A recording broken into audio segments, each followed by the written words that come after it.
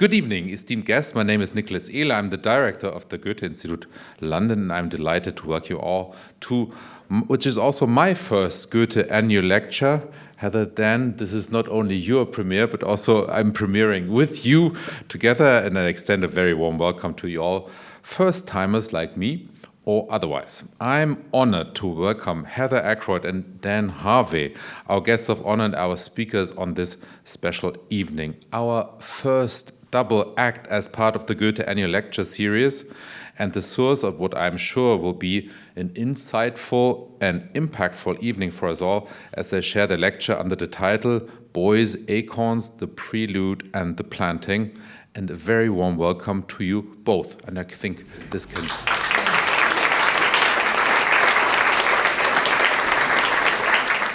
Ackroyd and Harvey have been collaborating for over 3 decades, investigating nature-based processes and developing a practice at the intersection of art, architecture, biology, ecology, and history. And be reassured, I won't name all the international awards, but just tell you they have received numerous international awards and prizes for the pioneer biochemical photography, including the Royal Academy Rose Award, and have been widely commissioned for monumental interventions in the public realm, including London Olympics 2012, the David Attenborough Building, Aarhus Triennial, and the Londonderry UK City of Culture, just to name a few of them. I could go on and tell you all about the recent exhibitions and projects, but that I will leave to Heather and Dan afterwards. Let me just express my delight to be able to continue this wonderful journey of the Goethe Annual Lecture. And a big thank you, and this is what I wanted to start with also on this introduction,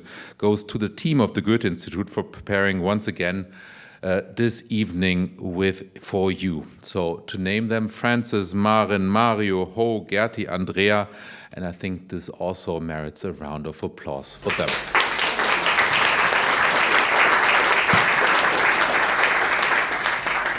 And I mean, you're all friends of the Goethe-Institut, I suppose, but there are special friends of the Goethe-Institut who I would also like to thank for supporting this evening. The Goethe Annual Lecture and the Brady Lecture, which preceded it, invites acclaimed speakers like Heather and Dan to share their perspectives on the themes that we explore through our cultural work and on the most pressing issues that society are facing in the United Kingdom, in Germany, and maybe a bit beyond worldwide. But even more so, it seems to me that we need those platforms like the Goethe Annual Lecture to highlight the numerous connections and bridges between countries and the cultural ties that are being constructed or that are growing, in our case, across borders between people every day. And I think today the example of Beuys' Acorns is a particularly precious one of these examples, how an art piece has a cultural echo and keeps on growing while transcending borders, and in our case, even the channel. And on a totally different level, that's what also Germany and the UK tried recently when they signed a new friendship treaty, the Kensington Treaty, just around the corner at the V&A. And with this treaty, our two countries want to build new bridges, equally like we're doing tonight, based on the triangle of security, prosperity, and freedom. But you know how treaties function.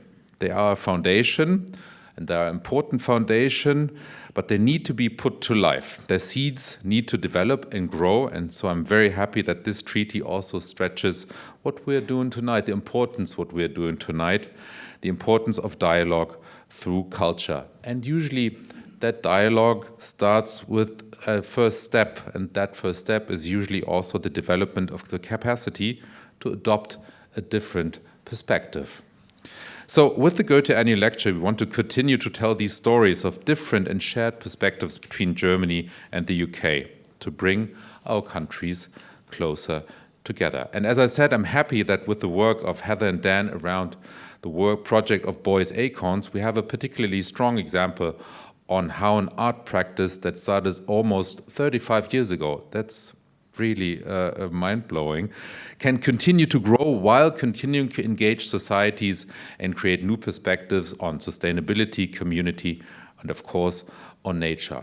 They will tell you more about it, but of course, so the initial seed of this project, speaking of 35 years ago, was at Documenta 7, where Joseph Beuys launched his project that then unfolded over the following 5 years until the year of 87, planting 7,000 oaks in the city and around the city of Kassel. And so they will tell you more about it, but I promised to them that I would name the undertitle of the project, which in German, and this is true initiation to German, which is Stadtverwaltung statt Stadtverwaltung. So I would leave that to Heather and Dan to explain it to you what this means in English. I won't even try to translate this. So I am sure you will have many questions as we go through tonight. And after the lecture, we welcome, and I extend also a very warm welcome to him, because he has been also quite a regular guest at the Goethe-Institut. We welcome Sean Rainbird to host a discussion and a Q&A with Heather and Dan, because Sean is an expert on many things, but also an expert, somewhat of a Beuys expert. And you have led, and I won't name them all, a bunch of important institutions, both in the UK and in Germany, and also in Ireland. In Germany, just to name one, the Staatsgalerie Stuttgart, and elsewhere also in Europe as the National Gallery in Ireland. And I know you're coming back from quite a journey in Germany where you experienced the pleasure of the Deutsche Bahn. But this is another subject not for tonight. But just today that you're more than well placed to start the conversation before we turn to you and your further questions. And so welcome to you too, Sean. So also, and then we have a round. If you're interested in Beuys Acorns, you can follow their work via their website. And this is what I also would like to indicate. So it's ackroydandharvey.com, where you can sign up for the newsletter, but even more so, and I would encourage you to do so on Instagram and on Facebook. And I would also like to stretch for those who missed the film last week here in the Goethe-Institut, Ackroyd and Harvey, The Art of Activism. It's still touring in cinemas close or far away from you, so please check also. It's highly recommended also that you will look at or get the occasion, if you have missed it here, to get a peek into the film. So now, I promised not to be too long. I was already way too long. I hand over to Dan and Heather for Beuys Acorns, the Prelude and the Planting. Thank you for being here.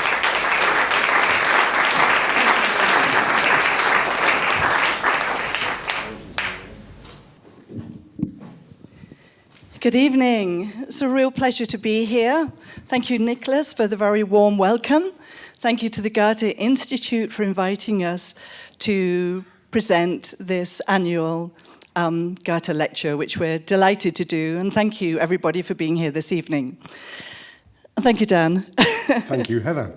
I'm Dan Harvey, and yes, this is Heather Ackroyd. We just have to be careful with the positioning here because he's quite close to the edge. She might push me off, I think, but hopefully not. So we begin. We begin with the man himself, Joseph Beuys, regarded as one of the most influential and important artists of the 20th century. He was radical in every sense of the word. He brokered new relationships between education, between ecology, between politics, between philosophy. He was tireless. He loved talking. He loved drawing on blackboards. He did some of the most memorable performances. Indelible images. How to explain pictures to a dead hare as part of the Fluxus movement in 1965.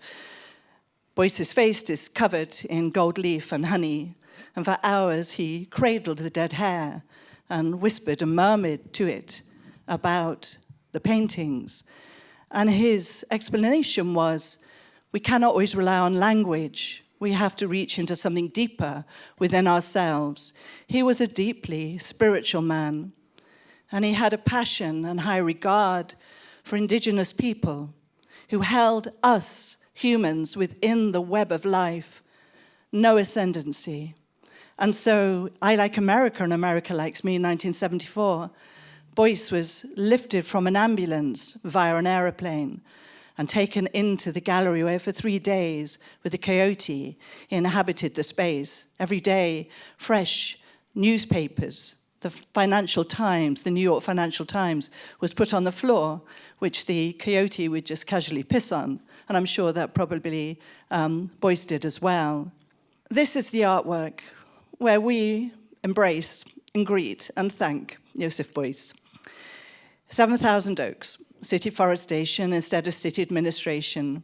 It probably didn't really figure that much when I was in my 20s, but it is a work that has been there, that has caught our attention increasingly over the last few years, over the last 2 decades. The trees are central in our art practice. Joseph is there. He guides through the trees. He planted 7,000 trees between 1982 and 1987. He did not live to see the completion of the project. The 7,000th tree was planted a year to his death by his son. Each tree is marked by a volcanic marker, a basalt, the geological ancient time, and this beautiful young saplings growing up.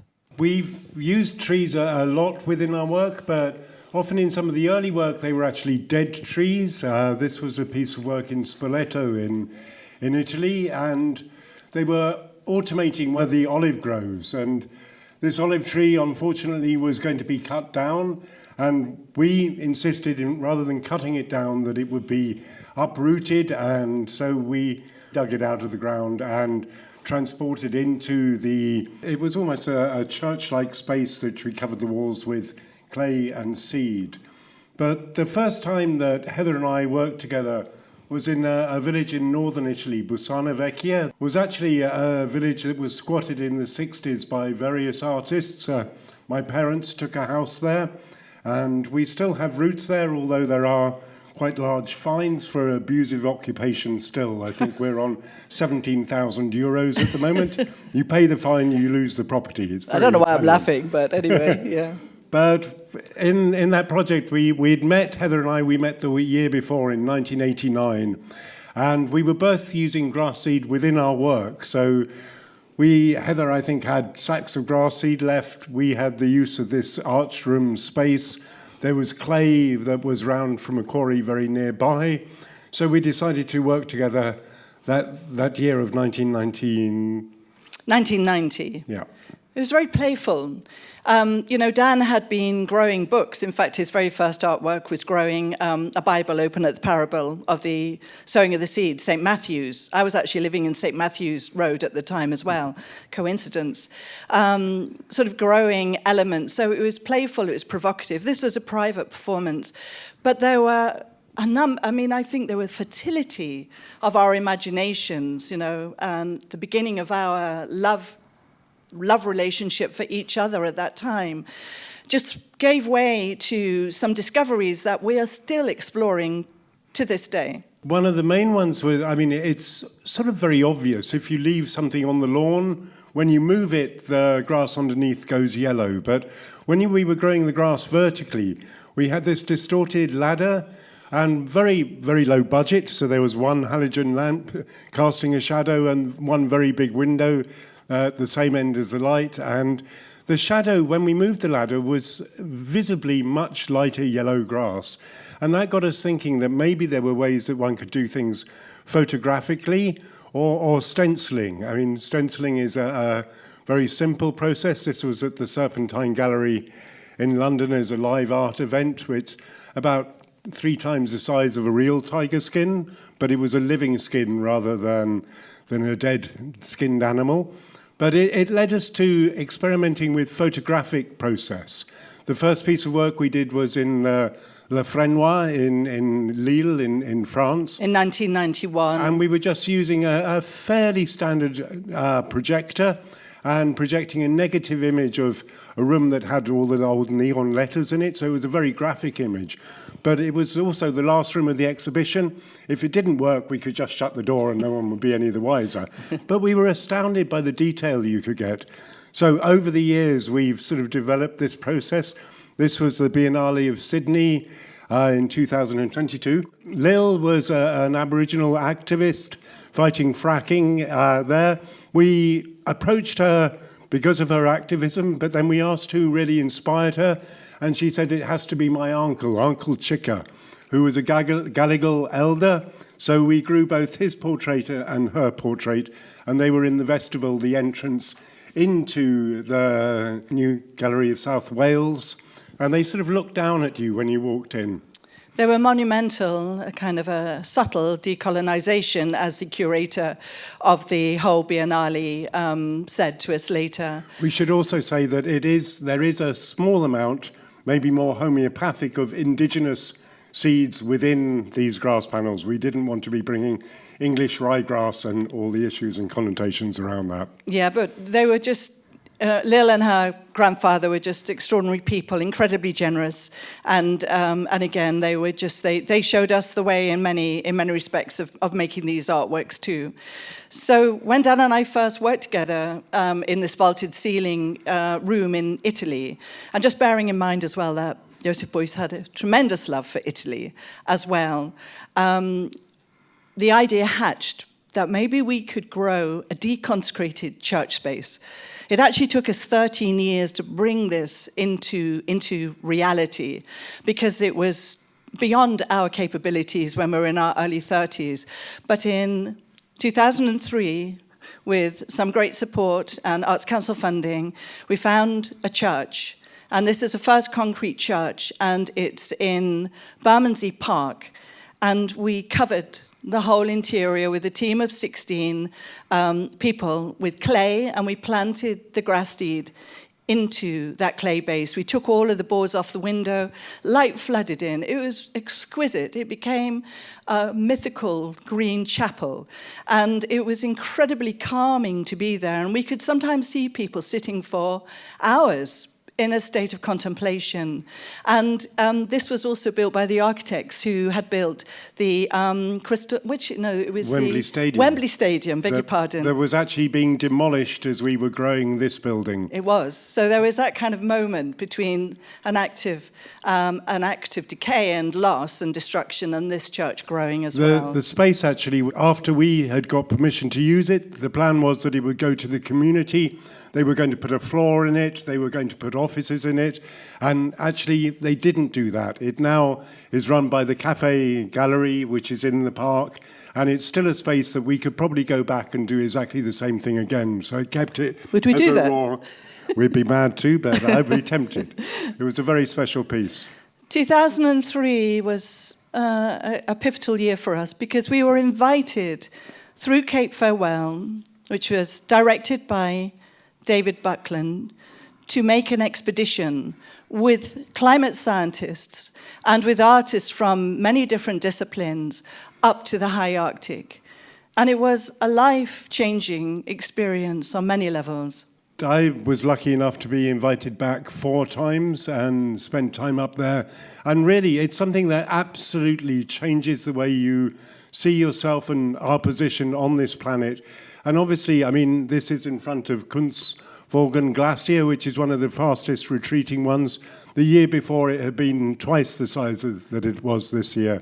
The visions that you see, the fact that it's actually a place that isn't suitable to human beings at all, almost. Even the coffins that you see are being forced out of the ground by freezing and thawing actions. And it really just turns you completely upside down. The idea was to invite artists, but to also have scientists, oceanographers, dancers, writers, musicians, a whole group of people. And if one felt inspired to do some work around climate change, all well and good. If you didn't, fair enough. Not everyone does, but I think everyone was affected deeply. I think we've got Vicky in the audience here somewhere, and I know that she was very much affected by it. But what do you do, I don't know, in an environment like that? How do you make art about climate? It's not a simple thing. We did a number of pieces. Very simple things of trying to carve a lens out of ice and getting it to burn things. So that thing of taking the cold and trying to get it to actually start fires.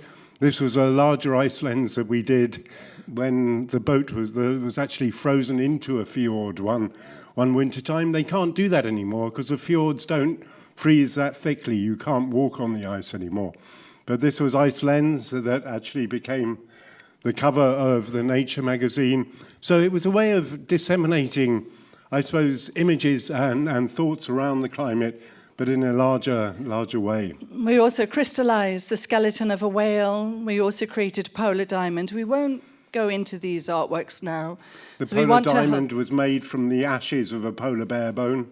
Yeah, that's true. At the same time that these expeditions were being organized to the high Arctic, to Svalbard, the Environmental Change Institute at the University of Oxford was coordinating a 2-day event. So the first one was in 2005, and it became known as Tipping Point, and it ran for many, many years. And this was coordinated by Peter Gingold, who is also with us today with the Environmental Change Institute. Again, remarkable conversations, no PowerPoints. John Schellnerhuber, who was the director, founder of Potsdam Institute, who could tell a really good pithy joke as well, introduced us to this map of tipping points. This is in 2005. This was our first introduction into the term ocean acidification. We didn't know about ocean acidification. We learned so much, and we absorbed it, and with the other artists there as well. And it was shocking what we were understanding, because at that point, Mark Linus had just written a book called 6 Degrees. We were thinking, what, we can be going to 6 degrees above this base level? I mean, we were trying to get our heads around centigrade increases, about ocean acidification. And there was a lot of conversation between the artists as well about, can art affect change? And there are many artists saying no. Artists can only work within an aesthetic realm. And I was thinking, but the word aesthetics and ethics is very, very close on many levels. And also I was thinking, but Joseph Beuys was one of the co-founders of the German Green Party back in the 1970s and 1980s. So surely art can make an effect. So we would sort of get into these quite extended debates and conversations. In 2007, we spent a summer with close friends. As we left, they gave us 2 gifts. A handful of acorns from their evergreen oaks, their cork oaks, and this book, The Man Who Planted Trees, which we read on the train going back to where we were at the time. The Man Who Planted Trees, Jean Genot. Are many people familiar with this book? It's a fable which captures imagination, and it probably has led to more informal planting of trees and forests than we can probably ever really kind of qualify or gather the data for. It is a magical book that has a childlike affirmation that we can make changes to our environment by planting trees. He was commissioned by the American Digest to write a piece. He delivered the manuscript. They turned around and said, "We want more information on your character, please." And he said, "Well, my character is fiction," at which point they were very upset that a fiction writer had written a fiction. So they said, "We're not publishing." So he left it up on the shelf, and apparently it was a family joke that anybody who would employ a fiction writer to write a story would actually turn it down. And the book stayed there for a while until he was approached by a German publishing house. Now, we were reading this in the afterword to the book. I would really suggest it is worth reading. His daughter is writing the afterword, and she said that when he was approached by the German publishing house, he sent the manuscript off, and they loved it. And they came back and said, "We're going to publish." And as we read this, we thought, this is the inspiration for Beuys. It was intuitive, but it was at that moment we thought, we need to collect acorns from 7,000 oaks.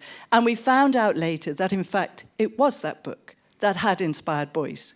I think we always imagined that people must have done this before, because 7,000 oaks was such a world-renowned artwork, and the acorns, obviously, are so simple to collect and to grow.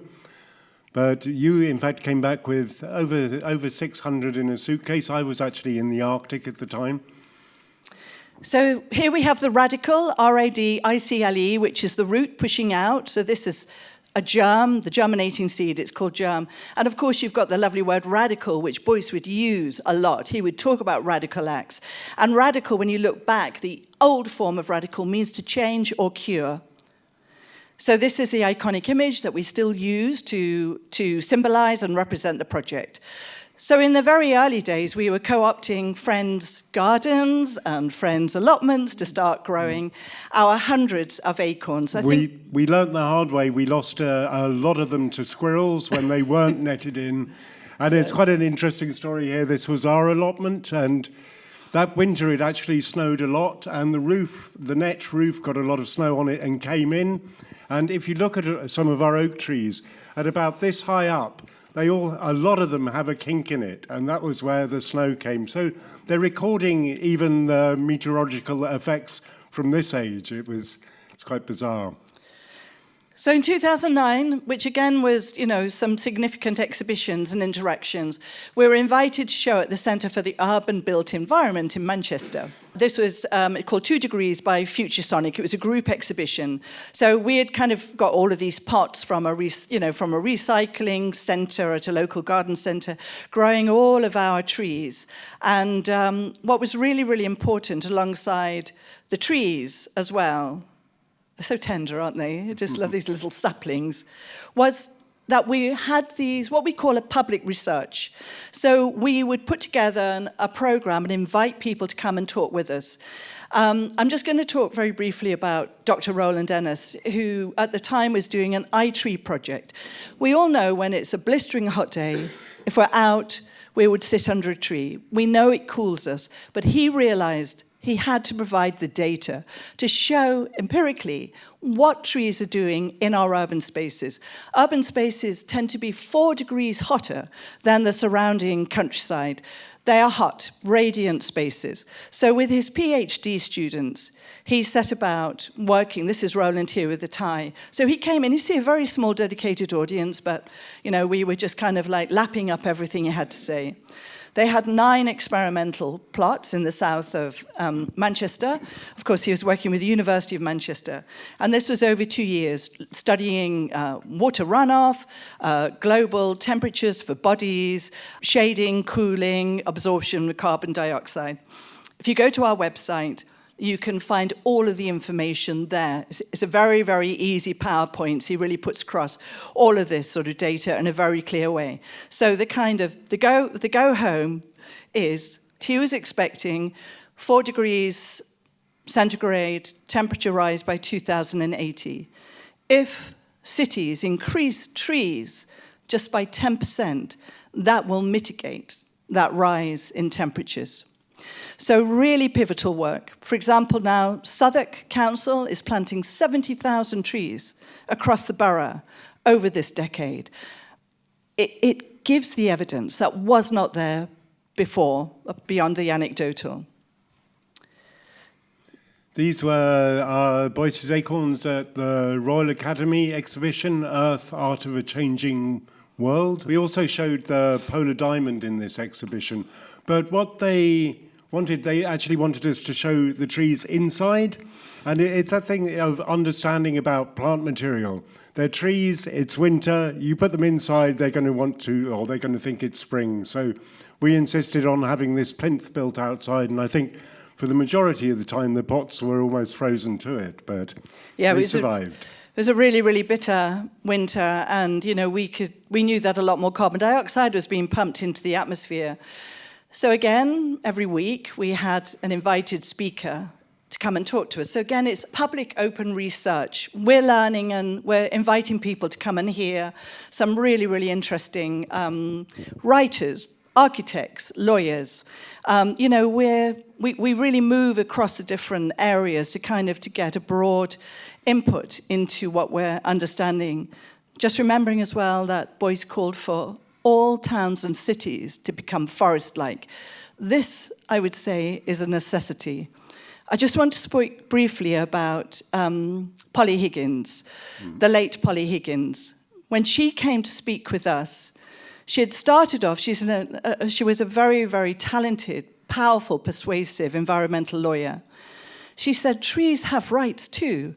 She was mortified to see a beloved plane tree on her street cut down. And she thought, how can this be? How can we not, yes, some trees can be TPO'd, but they've just cut down this tree that is our tree, our street tree. So she thought, what can I, as a lawyer, do about this? She then progressed it. As she thought and spoke, she thought, no, we have to make a declaration of planetary rights. And then that evolved into, we need an ecocide law. So there is now the Stop Ecocide campaign. They're currently at COP30. They have just delivered to the powers that be thousands of signatures for young people saying we have to stop pumping fossil fuel into the atmosphere. This comes back to Polly and all of the work that she was doing because of her love for trees. And in 2021, 12 international lawyers all came together and gave the definition for ecocide. You cannot push law until you have the definition. So this was another very, very pivotal moment. So, we can see it with the Canadian tar sands. Yes, ecocide. We could see it with bombing of, of a dam and flooding massive areas. Yes, that is ecocide. So, it's an incredibly important law. It was a law that would have been passed much sooner, but it was actually stopped by the nuclear power lobbyists because of any fears that if there was any problems with the nuclear power station, they would be liable, which... But this is, the Stop Ecocide campaign is looking to take people to the Hague, to the International Court of Crimes Against Peace. It's that high level. It's Rome Statute high level. We were invited or shortlisted to put proposals in for the Queen Elizabeth Olympic Park. And what they wanted was a sculpture that could be seen from a long way off, that had a very small footprint on the ground, and that spoke about the local community and the area. And at first, Heather and I, we were sort of thinking of lots of different things and questioning the fact that often a lot of sculptures, especially legacy ones, 5-10 years down the line, they look slightly worse or worn or they date. So we were thinking, well, what improves with age? And we thought trees. There was also a song going around, I think, if you love it, you should put a ring on it. But, so what we did, we proposed planting semi-mature trees that were brought in, again, nursery grown, so they could be transplanted, and then suspending these rings within the canopy. This one was the spirit ring that was actually with quotes from people from the local area. Others had inscriptions inside them from the Museum of London, the archaeological digs, and some of the compulsory purchased buildings and businesses. So it's a complex, challenging program, this. We've had 2 bronze rings stolen. One just a few months ago, which is gutting. We have lost trees, not through our... Not from what we have done here to the tree, because drains have got blocked. It has been a real challenge. Or the builders decided that they were in the wrong place and they needed to move them, which is... So we're up against the developers. Beuys said in his activism, as a co-founder of the Giant Party, we need to fight for every tree. And there is a beautiful silver lime tree at the moment that is under threat on the Olympic Park for development. So if anybody's interested in sharing this with us, please... come and make yourself known, because we will not let this happen. But these trees are stunning. The trees that are there, if anybody goes to the Olympic Park, stunning, and the ones that are there are doing pretty well. So we're just going to take you now on an arboreal flyover over a number of years. So, and amongst all of our other exhibitions and activities, we have been showing Beuys's Acorns across the UK and in France as well.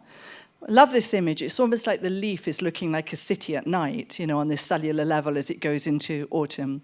So we're not going to say where it is. We're just going to show you how the trees have been displayed, and you'll pick up some of the places.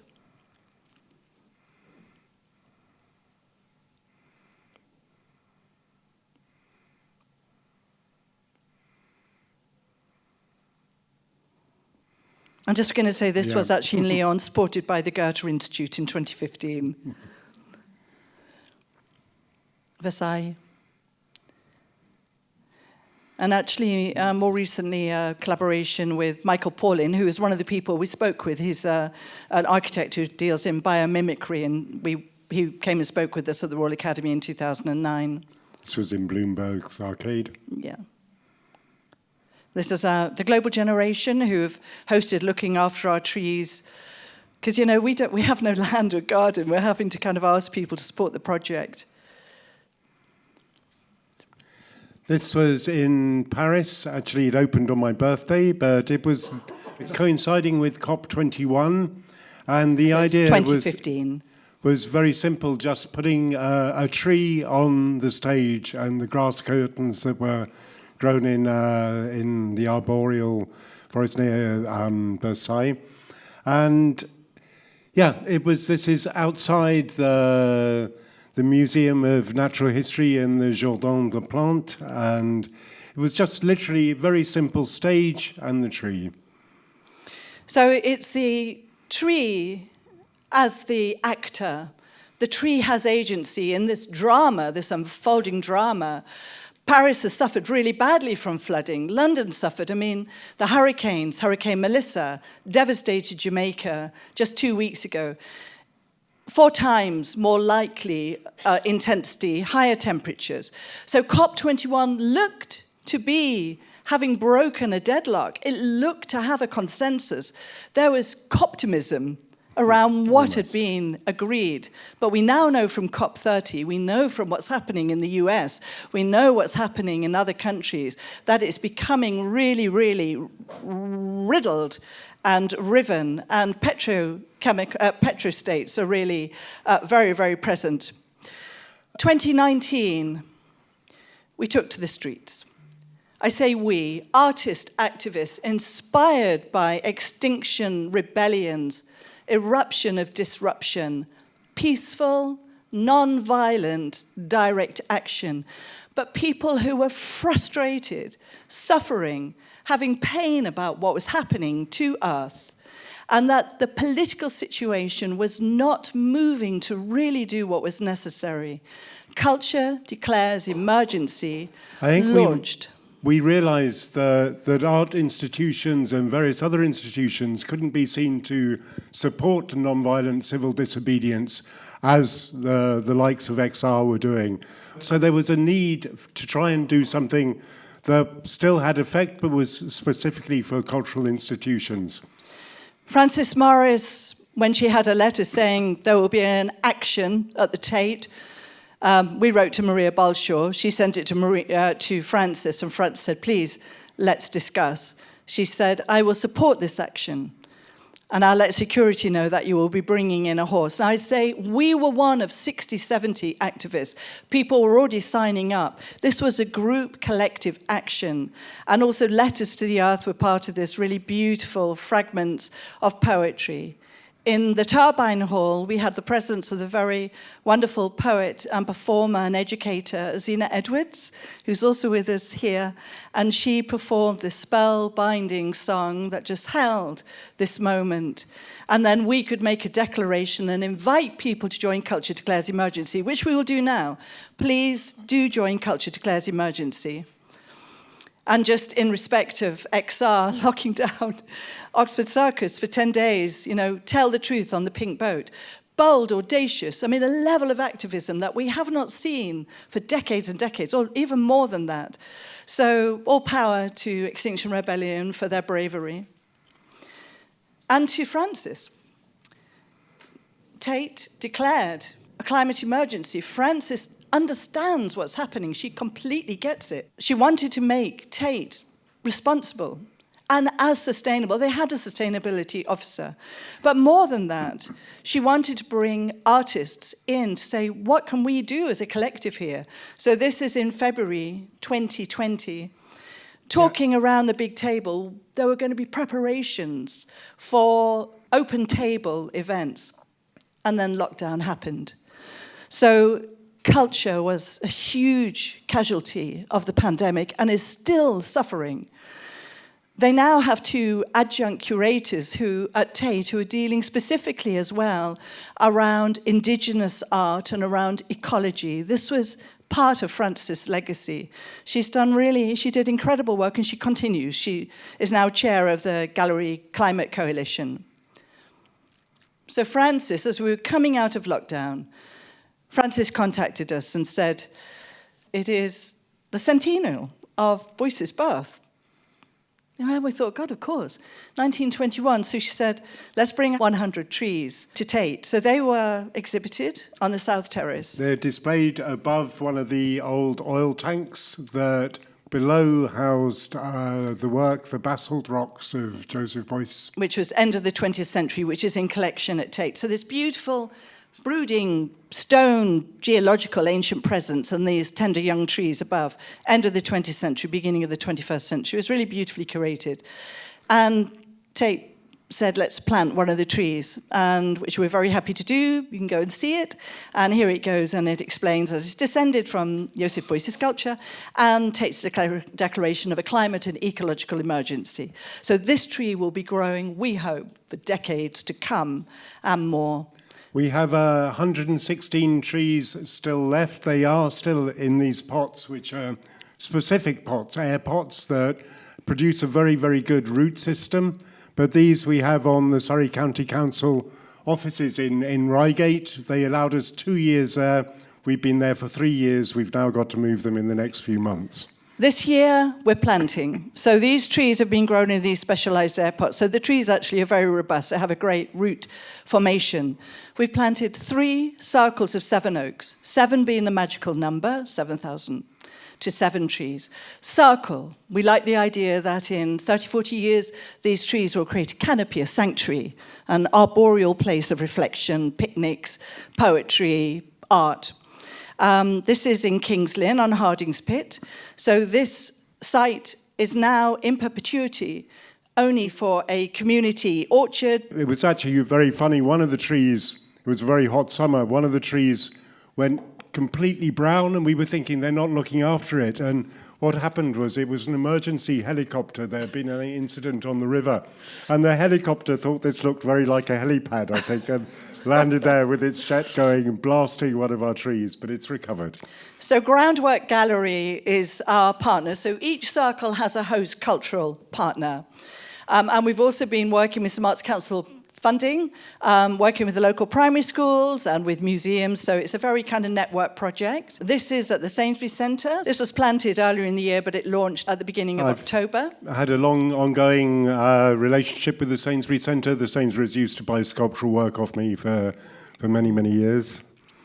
And this is a recent planting. This is Hampton Common in Twickenham, and our host cultural partner is Orleans House Gallery, who are doing a much larger programme with many artists called Cultural Reforesting, which is visionary and provocative and radical, really trying to understand what our relationship is, or what our evolving relationship is with nature. So we're delighted to have these 3 circles. We have many more circles to plant. It's a big, big project. You know, we're trying to get 17 circles in the ground between now and 2027. And we have to plant mainly in London and the southeast due to the oak processionary moth, which we'll talk about maybe a little bit later with Sean. This is a pathogen which is making quite a lot of impact, well, significant impact. Every time we plant a circle of trees, we do a series of workshops, either with the general public or within primary schools and schools. So they're a mixture of making crowns or doing leaf prints, working with gall ink. We've been making ink from the galls. I really love this one. I think it's beautiful, yeah. Early manuscripts were often written in gall ink. It's one of the few inks that is not washable or changeable. It's produced by a little wasp that lays its eggs, and the oak tree will produce a gall around it. And then you crush those, you soak them in water, you can add iron to them or ferrous sulfate or rusty nails to make it blacker. But it's a really, really beautiful ink. We've been making these leaf prints, which are really beautiful, actually, with the gall ink. And, of course, we're learning a lot now about the gall wasp, the 70 species, and, you know, we're still understanding, but we're kind of discovering so much about writing, and we've actually recently discovered this really beautiful piece of work by Joseph Beuys, where he actually did this little drawing of a creature on a hazel leaf, but we just like this kind of connection between the two. We're now going to show Are we okay for time? 5-minute film? A 5-minute film, yeah. Okay. And then we will conclude with this. So just very briefly, in 2021, when we were showing Beuys's Acorns at Tate, XR Writers Rebel invited us to collaborate with Ben Oakrey, Sir Ben Oakrey. And Francis agreed to us growing a piece of work in the Turbine Hall, just come out of lockdown. We'll show you the film. It's just 5 minutes. We should say it's in 2 parts because, again, the Tate couldn't be seen to be supporting Writers Rebel or XR. It should start.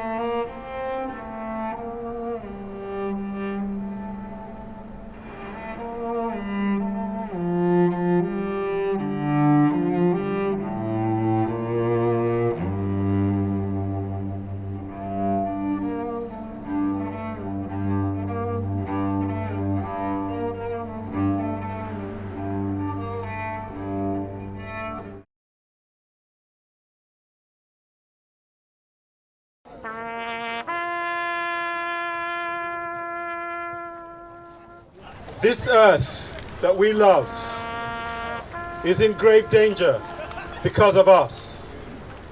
They say that the earth has, I don't know, maybe only 50 years of topsoil left.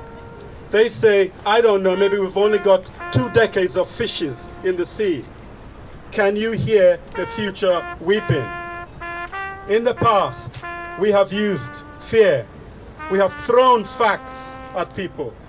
It seems to be asking too much for people to alter how they live so that life on this planet can survive. Fear doesn't work. Guilt doesn't work. So I thought maybe love might work. We are at a terminal point. It's either extinction or we become a newer, more efficient, more loving species. Nothing ordinary can achieve that. Only love can do it. Our love must save the world, for love is the last power that stands between us and extinction. As an economist once said, there is only one true economy on our planet, and that is photosynthesis. And photosynthesis takes light and it converts it to life, and it nourishes us all. I'm a huge believer in the power of art. Whilst we are here right now, art is such a threat that the Met Police have raided the Extinction Rebellion art factory. At its very essence, for me, art is the soul of humanity. We are Writers Rebel, Extinction Rebellion's very own literary wing. Our mission is to put literature in the service of humankind's greatest challenge, ensuring the safe continuation of ecological life on this planet in all its astonishing diversity. I think for me, We look at the planet and we think of the planet as almost inanimate, as solid and fixed, but it's not. It's all in motion, whether it's the bacteria in the soil, the worms moving the soil. We are part of nature, and we need to learn to love that. This little fragment of a song came from Mirabella. If you want the pure voice, you have it, so just enjoy it.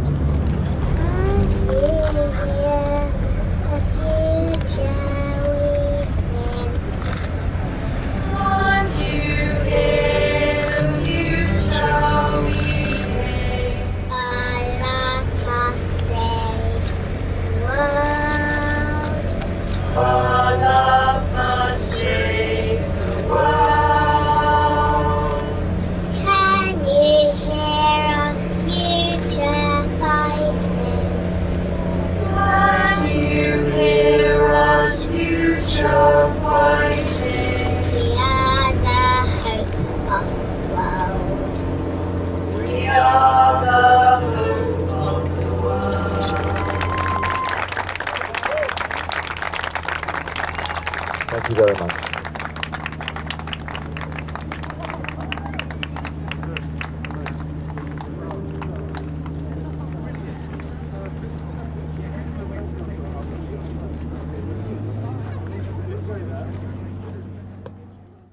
And the last words from Joseph Beuys.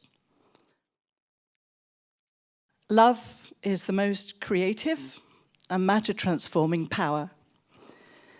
And in this relationship, there is a simple act.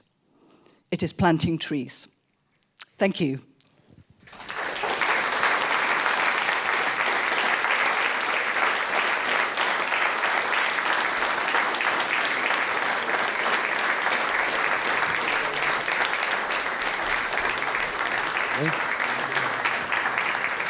Hello.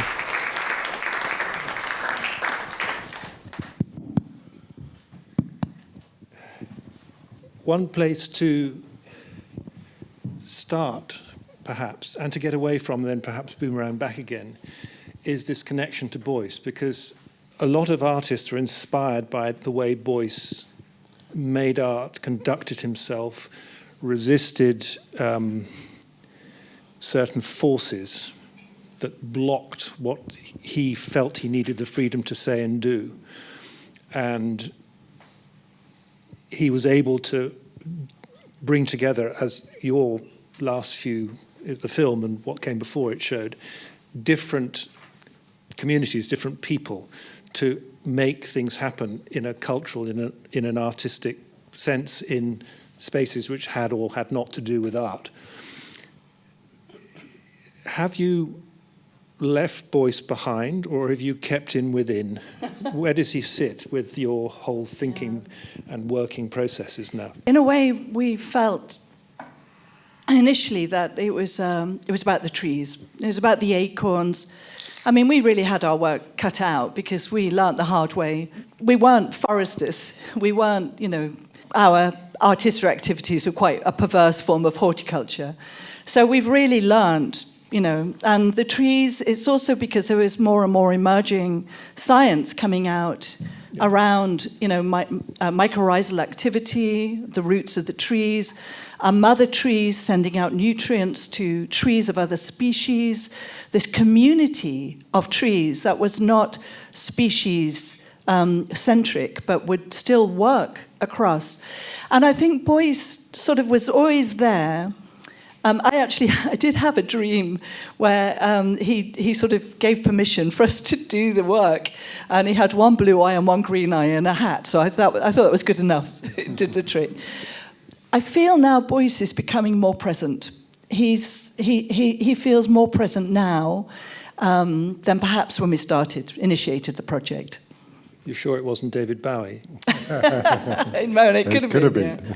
I think it is that thing that as the trees, when they're young, they do seem very juvenile, but as they're getting bigger now, they have a maturity to them, and they somehow speak a lot more. At least to me, I feel that. And knowing, I think Heather was talking about their branches starting to touch, but knowing that their roots under the ground will start to make this network as well is really special and really important. But I think there's if it was a body, we'd be talking about umbilical cords, but we're talking about trees, and you've called it the whole project, and it's been going for a very long time now, Beuys's Acorns, and they have come from Kassel, and I don't know how many people who go to subsequent documenters go and walk around the town to see many hundreds of these oaks, and I think they've only just begin to work out how many there are, how many have survived, whether they've become public hazards to traffic or people or whatever it might be. But one thing I remember very strongly from that 1982 documenta was the kind of outrageous boldness of doing that. I mean, Beuys was a complete fixture at several documentas. He was sort of Mr. Documenter, and that was the last one in his own lifetime. And the idea that you have this wonderful neoclassical facade of the Friderizianum, where Documenta always, some of it takes place, and then some, in brackets, bloody artist goes and dumps a pile of stones in front of it, almost like the sort of building material. It's almost sort of counterintuitive, and is it a really constructive thing to do?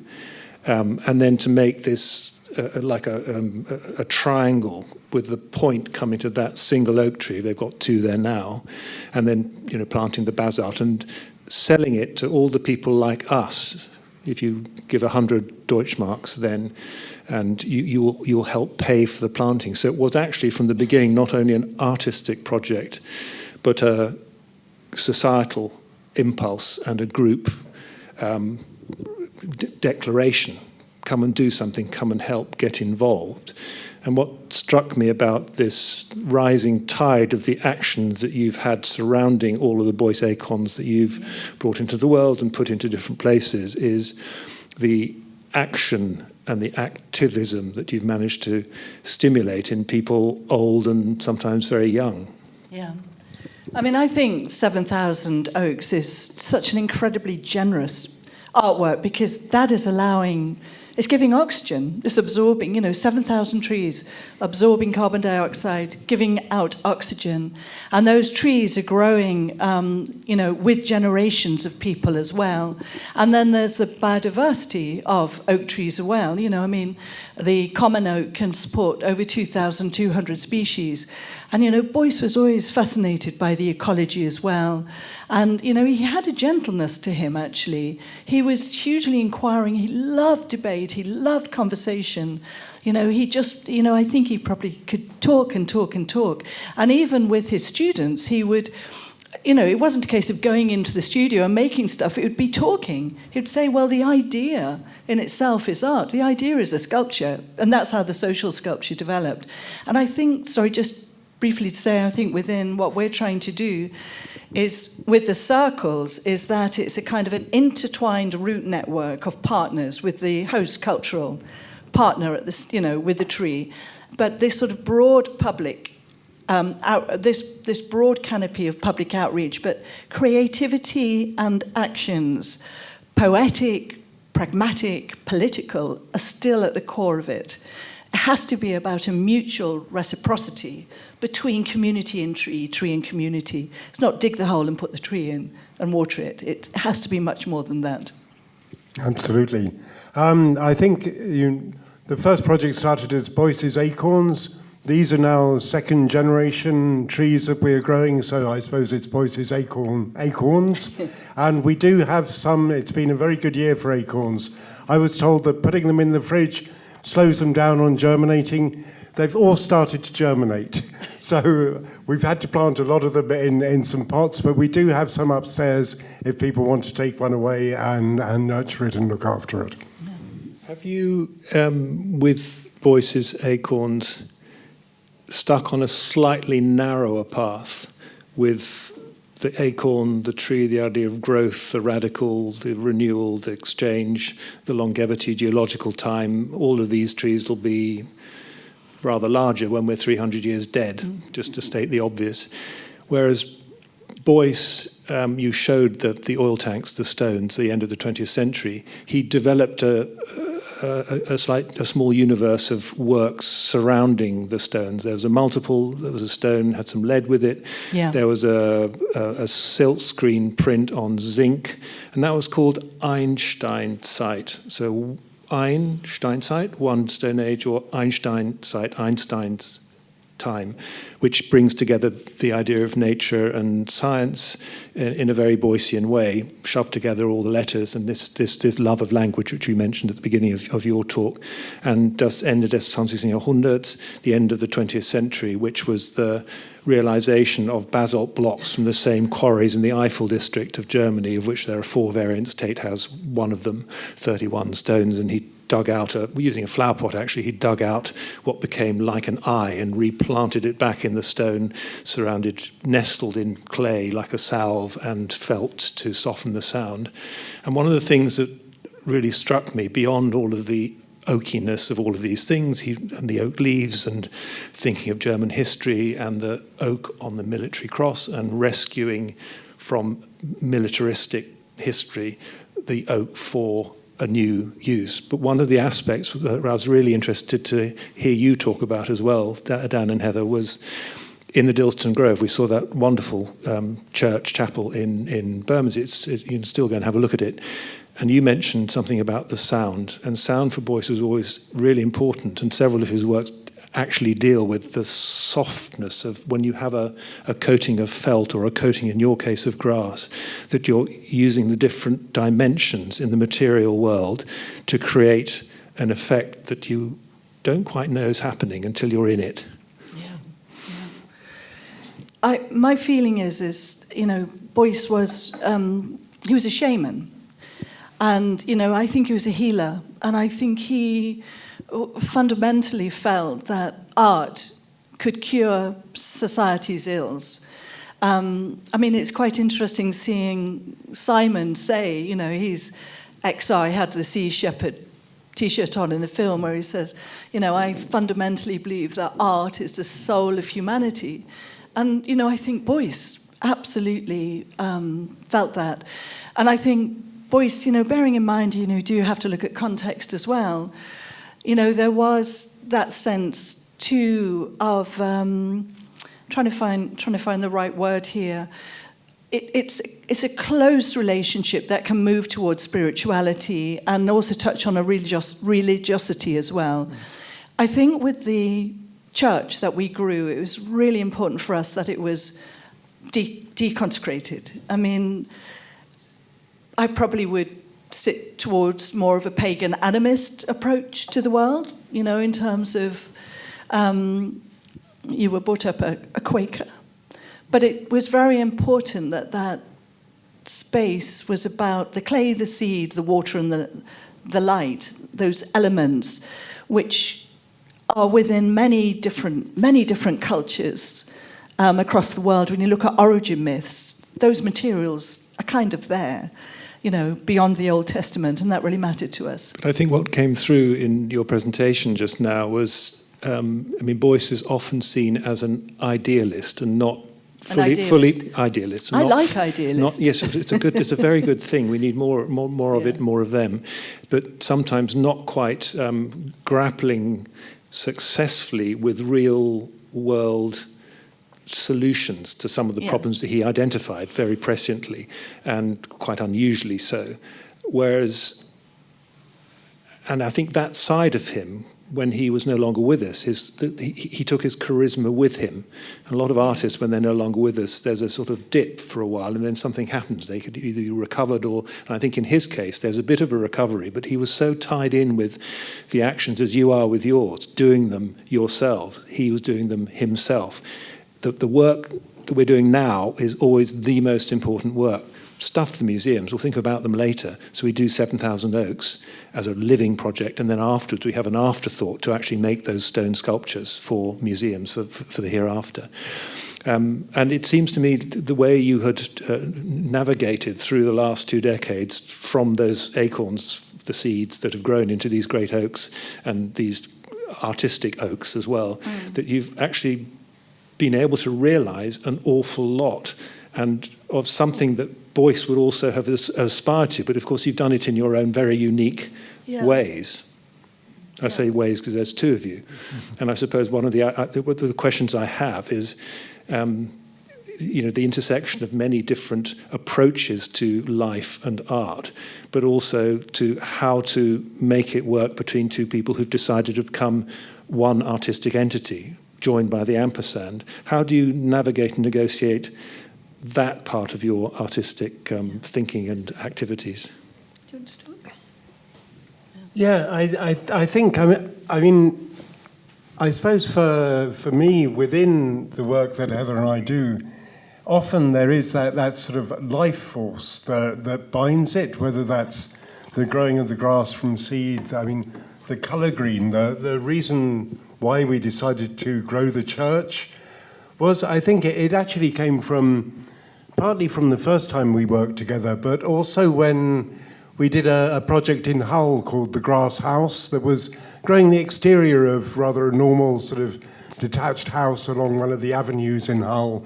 And there were people who would come, there was one particular family who would come every day with their daughter, and to them it was almost a religious experience, and there was something very beautiful about that. And I think the way that Heather and I have built up a body of work, it's been about looking and understanding nature and really trying to fundamentally understand what that means to us. Our eyes are specifically tuned to the colour green. It was the oasis, it was life. But then I think we've also taken that and looked at other time-based sort of things, whether that's erosion or rusting, corrosion, or crystallizing. We mentioned the crystallized whale, which was an act of, I tell you, taking the bones out of a dead carcass of a whale is not the most pleasant of things. But then you see the other life that comes into that, to clean the bones up, the maggots getting in there, what they excrete that actually makes it a lot easier to get the flesh off, and then boiling it down. I was a vegetarian, but it was a whole process that one goes through. So I think there are lots of different levels that... I think when Dan and I first met, my bookshelves were full of... I was probably more in a kind of Alice in Wonderland, kind of much more of a myth. I was very interested in myth and folk and fairy tales. Looking at them very critically as well, and also really starting to get to grips with feminist thought as well in the 80s. And I think we have progressively become more politicized. I actually made a sculpture in 1988, which was a life-size camel covered in a grass coat. I was living on the 5th floor of a council flat in Brixton, and the grass was growing in the end room. I had the neck in the spare room, and had this sort of camel everywhere. And that was inspired by a Persian myth where the Garden of Eden, it wasn't a snake that caused the fall, it was actually a flying camel. But it was also responding to James E. Hansen, who in 1988 basically said, our planet is warming. Global warming is due to the fact that we're burning fossil fuels, our industrialization. And he stood up. He is a very, very famous, or at that point was a very famous NASA atmospheric scientist. And somehow this pierced into me, this relationship between the camel and the climate. And for me, there's always this kind of, a soft conflicting between wanting to disappear back into the alchemy and the stuff you could never prove and is probably a little bit way out there, and, the pragmatics of politics, getting legislation in place. And I feel at times Beuys was caught in a similar dilemma, set up the German Green Party, but also stop those interactions as well. As the Green Party became, split between the fundamentalists and the realists, and all those things that subsequently happened. And they're in government primarily as the realist wing rather than the fundamentalist wing. And I suppose that brings something that you've experienced as well: how far art is able to be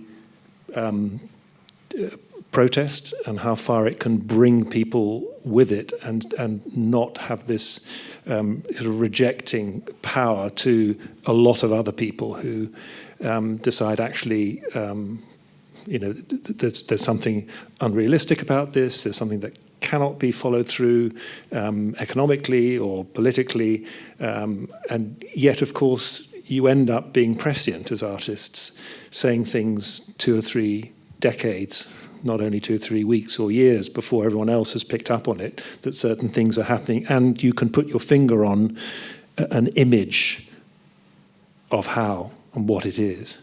Yeah, yeah, yeah. Yeah, no, I can see that maybe we should open it up to the audience. I think it'd be very good. I don't know if any of you have any questions. You might well, but the best way to do it is stick a hand up, and then you'll get a microphone pressed into your hand. Been lucky enough to experience, obviously, a fair amount of your work over the last couple of years, and performance always features or feels very present, and that performance is in the planting of the trees, in the gathering of people, as much as actually the Ben Ackroyd performing his poetry and music and things like that, and how the performance, where does that sit in this for you? And I guess also Beuys was very, very clear, I think, in his approach, and where performance was probably a really important actor. I mean, my background is, actually I did the very first degree course in this country where you could actively mix between different disciplines. So it was no longer, fine art. You could choose from 5 different disciplines, and I was doing theatre, performance and visual arts. And was very fortunate that the artist in residence was Cornelia Parker, so actually shared a hut with her. So there was it was incredible amount of osmotic, stuff going on. I really benefited from her company at that time. I have a profound love of performance, and it is something, as I get older, I really feel I wish to bring back, but also not just for myself. I love collaboration. I really enjoy working with people. I enjoy working on ideas, and it's interesting that Beuys was, one of the founder members of the Fluxus movement as well. And, he would be collaborating with his students.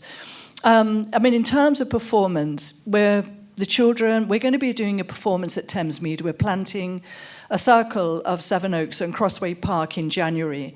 And we have some funding from Thamesmead Peabody, and there's also some funding from Bexley Council.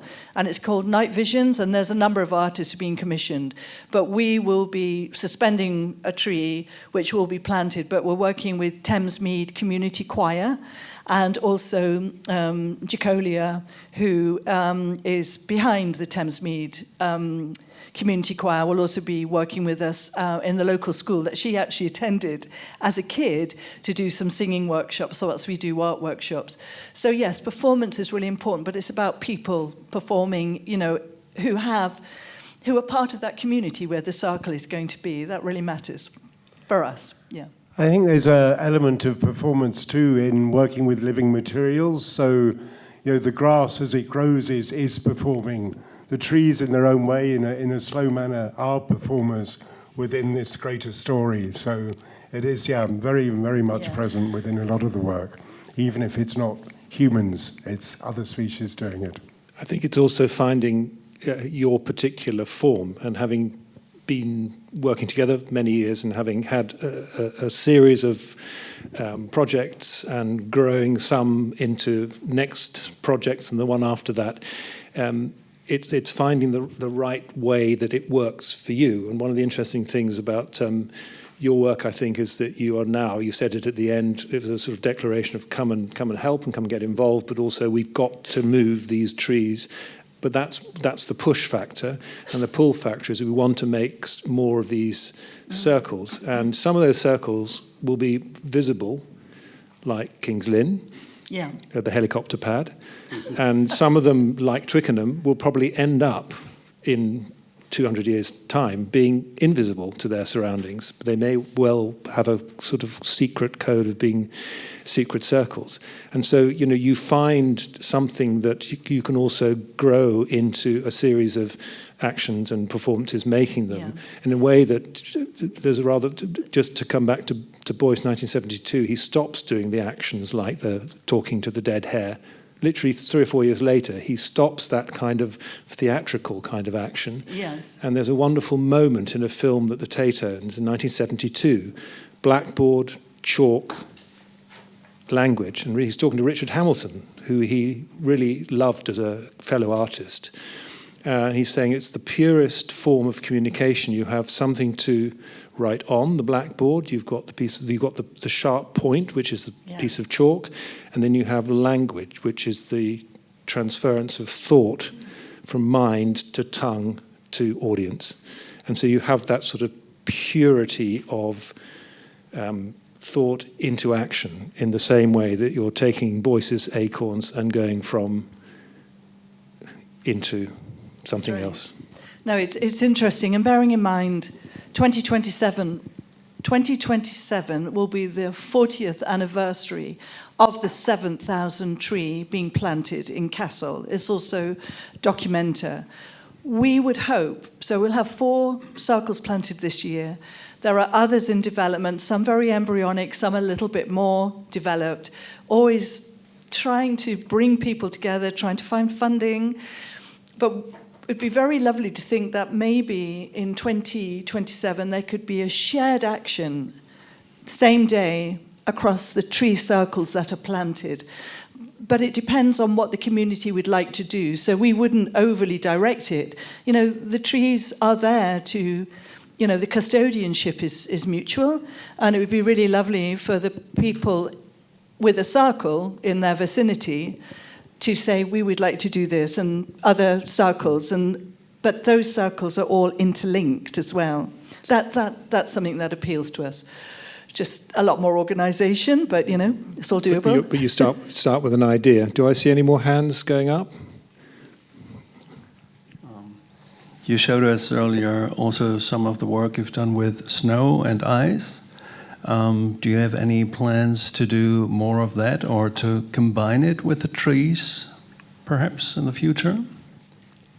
It's an interesting thought. I think there was a series of work that we also did in the Arctic, which was using quite soft plaster forms and putting them into the currents of water maybe flowing off from one of the glaciers, and they become like three-dimensional carvings of time, and it's a way of sort of capturing that moment of the water runoff and things, and that's a body of work that I would like to continue. I don't know whether we'll get back up to the Arctic. It's one of those things when you're on a sailing boat up there, it seems that your impact is less. The reality of that is probably not so, because you will switch on the diesel engine at times. How do you get there? You've got to fly, perhaps by train if you've got the time. I know Cape Farewell doesn't have the budgets that it used to have, but it would be something special. I think also just watching and seeing what ice does and how it freezes. There are a series of sort of watercolor paintings and things that we did allowing the water to freeze. There's something about extreme temperatures like that is amazing.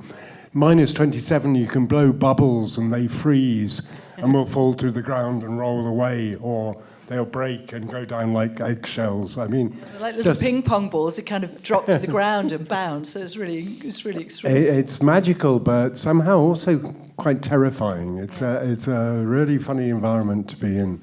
But then it's shifting all the time now, so who knows how long it'll be there for.